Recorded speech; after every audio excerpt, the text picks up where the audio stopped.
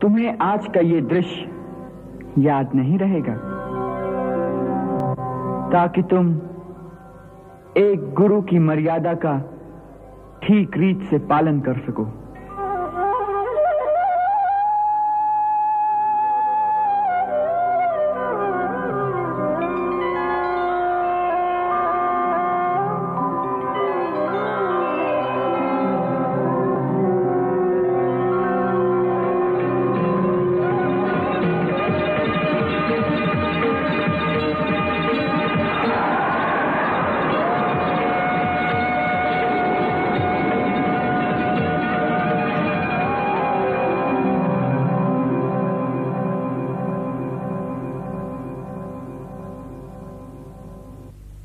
आज की शिक्षा भी पूर्ण हो गई।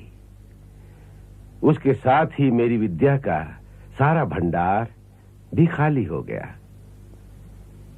आचार्य का जीवन उस दिन सफल होता है जिस दिन वो अपना सारा ज्ञान, सारी विद्याएं अपने शिष्यों में बांट देता है।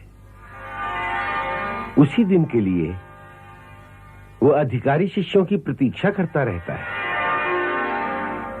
सो आज तुम दोनों की तीव्र प्रतिभा के कारण मेरा जीवन सफल हो गया।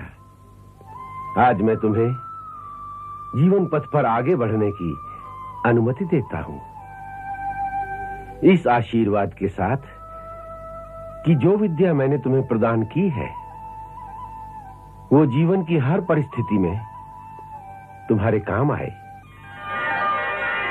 तुम्हें कभी भूले नहीं।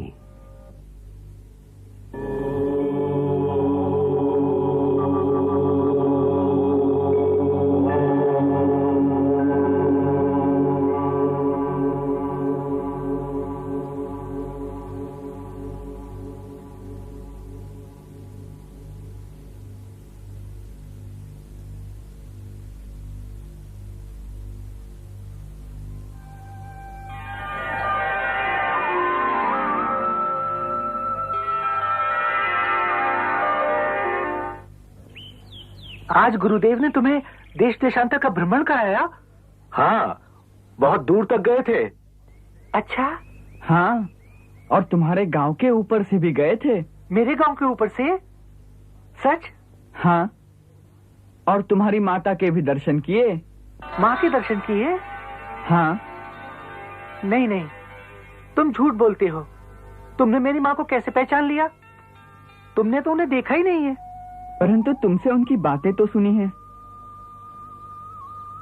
उनके नाक की बाईं ओर एक काला तिल है कि नहीं? हाँ। उनकी नाक दोनों ओर से छिदी हुई है कि नहीं? हाँ हाँ। उनके बाल आधे काले आधे सफेद घुंघराले हैं। हाँ हाँ। और उनके बाएं हाथ पर एक घाव का निशान है। हाँ, एक बार गाय ने काट लिया था। वही है मेरी माँ। क्या कर रही थी? वही दही बिलोकर माखन निकाल रही थी। माखन? माखन निकाल रही थी? और मैं तेरे लिए उनका माखन भी चुरा लाया हूँ। माखन लेके आया है? हाँ। कहाँ है? दिखा ना, दिखाओ दिखाओ ना। दिखाता हूँ। जय महामाया।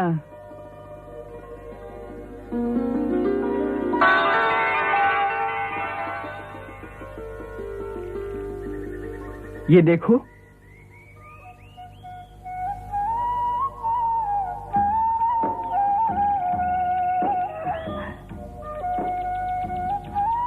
अरे यही माँ का कटोरा है। बड़े सालों से संभाल कर रखा है। वाह मित्र, तुमने तो कमाल ही कर दिया। आज कितने समय के बाद माँ के हाथों का माखन खाने को मिलेगा। अरे सुदामा, सारा माखन अकेले ही खाओगे? नहीं नहीं, इसके 3 हिस्से करते हैं। लो पकड़ो, मैं पत्तल लेकर आता हूं।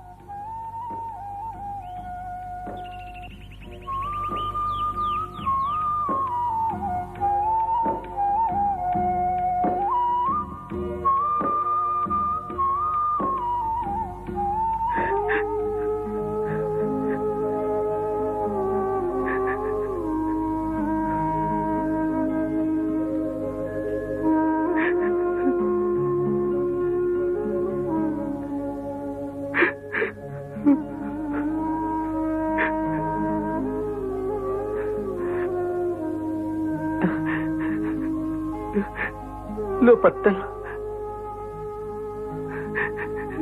अरे सुदामा, क्या हुआ? रो क्यों रहे हो?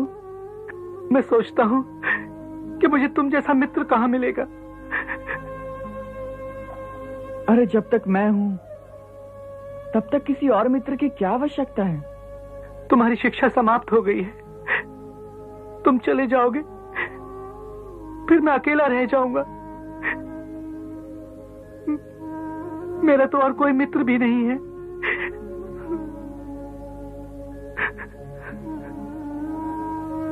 अरे कृष्ण से मित्रता की है तो फिर किसी और मित्र की क्या आवश्यकता है? देख, तुम्हें जब भी आवश्यकता होगी ना, मैं उसी समय दौड़ा चला आऊंगा। कभी आवश्यकता होने पर झिझकना नहीं। या मेरे पास आ जाना या मुझे अपने पास बुला लेना। वचन दे, ऐसा करेगा ना? बोल, मुझे भूलेगा तो नहीं? बोल, ऐसा करेगा ना? तुम्हारे जैसे मित्र को भूलना असंभव है मित्र, असंभव है। सुदामा, मित्र, सुदामा,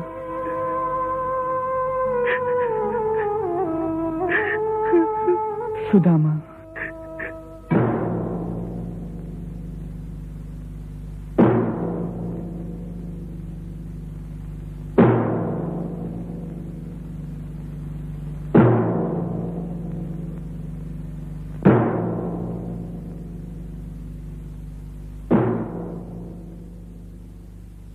बहुत गहरी सोच में लगते हैं। क्या बात है? क्या सोच रहे हैं आप? कृष्ण के बारे में सोच रहा हूं। कृष्ण के बारे में? कृष्ण के बारे में क्या सोच रहे हैं आप? जाने क्यों ऐसा आभास हो रहा है जैसे आज ही यात्रा में मैंने उनका कोई और ही रूप देखा है। कैसा रूप? जैसे उसकी भुजाएं बढ़ गई हों। 4 भुजाएं, 8 भुजाएं, कुछ समझ में नहीं आता। स्मृति पटल पर धुंधला सा चित्र उभरता है, परंतु स्पष्ट कुछ दिखाई नहीं दे रहा है। ये तो मैं भी जानती हूं कि वो किसी अलौकिक प्रतिभा का स्वामी है, कोई सामान्य मनुष्य नहीं है। परंतु भुजाएं बढ़ गई हैं, ये सपना क्या है? हो सकता है सपना ही देखा हो। जो भी है, इतना तो निश्चित है कि वो कोई दिव्य प्राणी है जिसे किसी कारणवश इस धरती पर जन्म लेना पड़ा है। हो सकता है। पुराणों में भी कई ऐसी कथाएं मिलती हैं कि कभी-कभी देवलोक के रहने वाले देवताओं को भी किसी श्राप के कारण मनुष्य योनि में जन्म लेना पड़ता है। मुझे तो ये कृष्ण भी कुछ ऐसा ही लगता है कि जैसे किसी श्राप के कारण। अरे कृष्ण, आओ कृष्ण, आओ बलराम।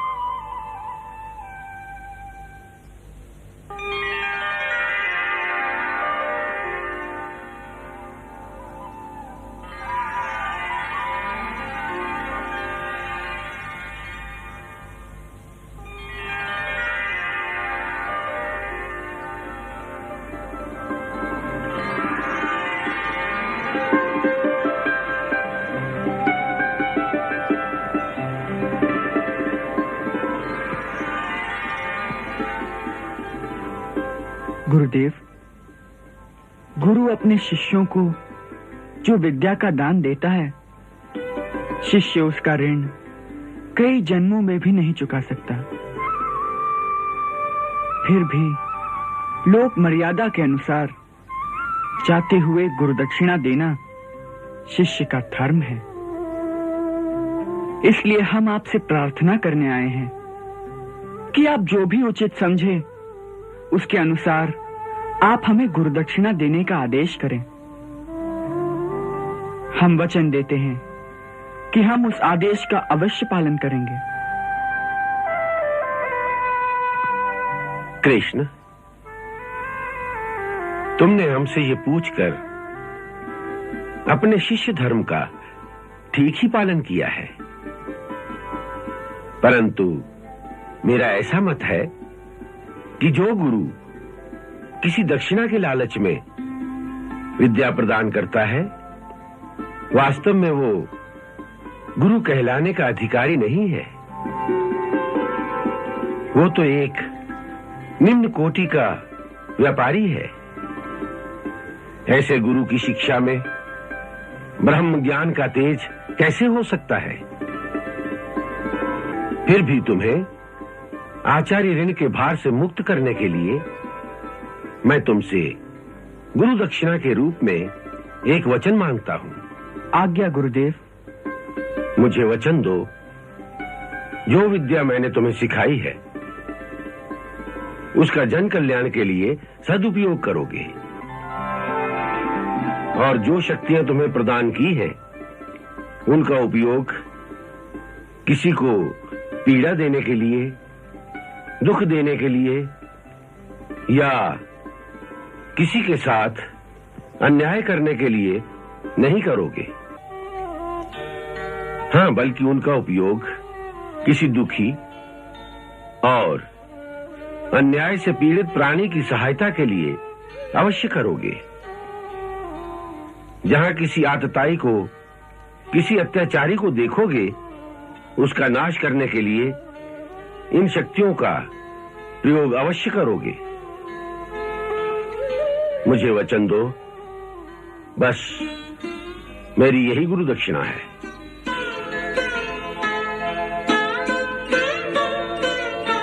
गुरुदेव, हम वचन देते हैं कि हम जीवन भर आपकी इस आज्ञा का पालन करेंगे।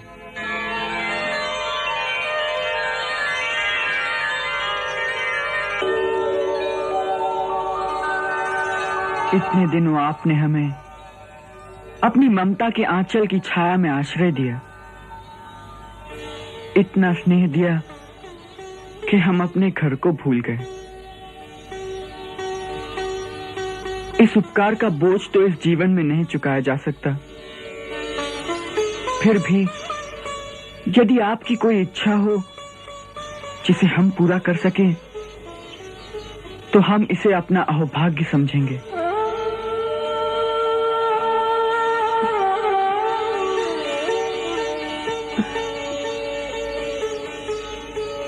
मेरी इच्छा तुम पूरी नहीं कर सकोगे, इसलिए मत पूछो मुझसे। नहीं माता, ऐसी कोई इच्छा नहीं जिसे हम पूरा न कर सकें।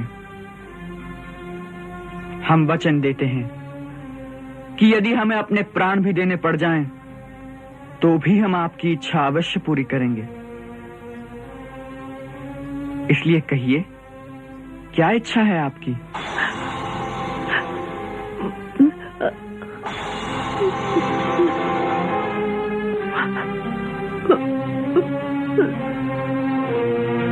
निसंकोच कहिए माता, क्या इच्छा है आपकी?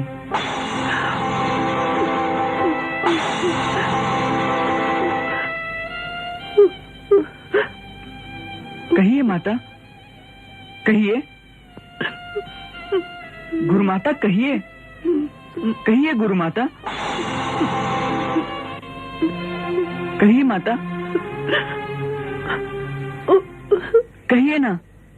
क्यों पूछते हो मुझसे? मेरी इच्छा कोई पूरी नहीं कर सकता। इसलिए मत पूछो मुझसे, मत पूछो मुझसे, मत पूछो, मत पूछो, मत पूछो। मेरे वचन पर भरोसा रखिए माता, मैं आपकी इच्छा अवश्य पूरी करूंगा। कहिए, कहिए ना। तो सुनो, हमारा एक ही पुत्र था पुनर्दत्त, जो जवानी में मर गया।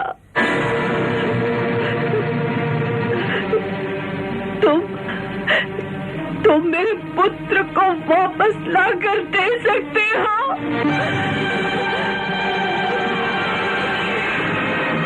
बोलो।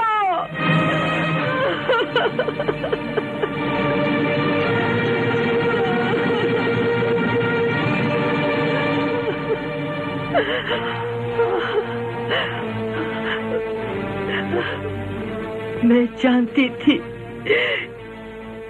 कि तुम मेरी इच्छा पूरी नहीं कर सकोगे,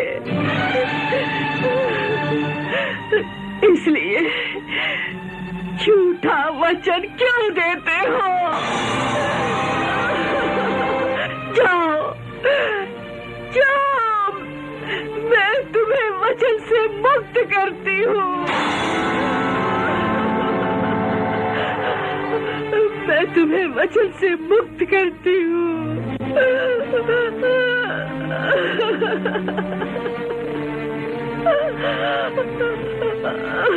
उसकी मृत्यु कैसे हुई थी? उसे समुद्र खा गया, उसे समुद्र खा गया। समुद्र? हाँ, हम प्रभास क्षेत्र में पर्व स्नान के लिए गए थे। हमारा पुनर्दत्त भी वही किनारे पर स्नान कर रहा था। अचानक समुद्र की एक लहर उसे खींचकर अंदर ले गई। फिर वो वापस नहीं लौटा।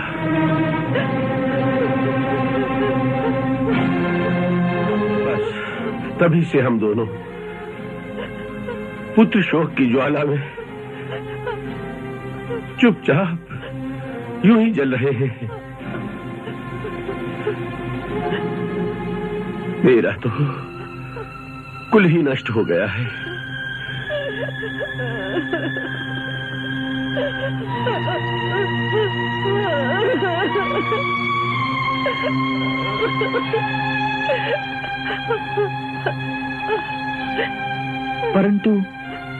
परंतु इस बात का निश्चय आपने कैसे कर लिया कि पुनर्दत्त की मृत्यु हो गई है?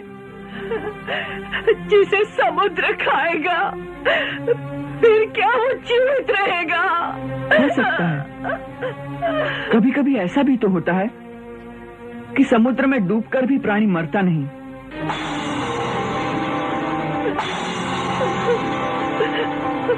बेहोशी की अवस्था में लहरों में बहता हुआ वो किसी दूसरे किनारे पर पहुंच जाता है। हो सकता है कि इसी प्रकार आपका पुत्र भी किसी दूसरे देश में पहुंच गया हो। मैं भी परसों से इसी भुलावे में थी, पर मैं मां हूं ना। अपने पुत्र की मृत्यु पर विश्वास करना बड़ा कठिन होता है, बड़ा कठिन होता है। परंतु अब मैं निराश हो चुकी हूँ, निराश हो चुकी हूँ। आप अभी निराश न हो माता। मुझे विश्वास है कि आपका पुत्र मिल जाएगा। इन बातों में क्या रखा है? तुम्हारी तरह सांत्वना देने वाले इस प्रकार हर तरह की आशाएं बंधाने वाले तो बहुत मिले, परंतु अभी तक मुझे ऐसा कोई नहीं मिला जो मेरे पुत्र को वापस ला कर दे सके, जो मेरे पुत्र को वापस ला कर दे सके।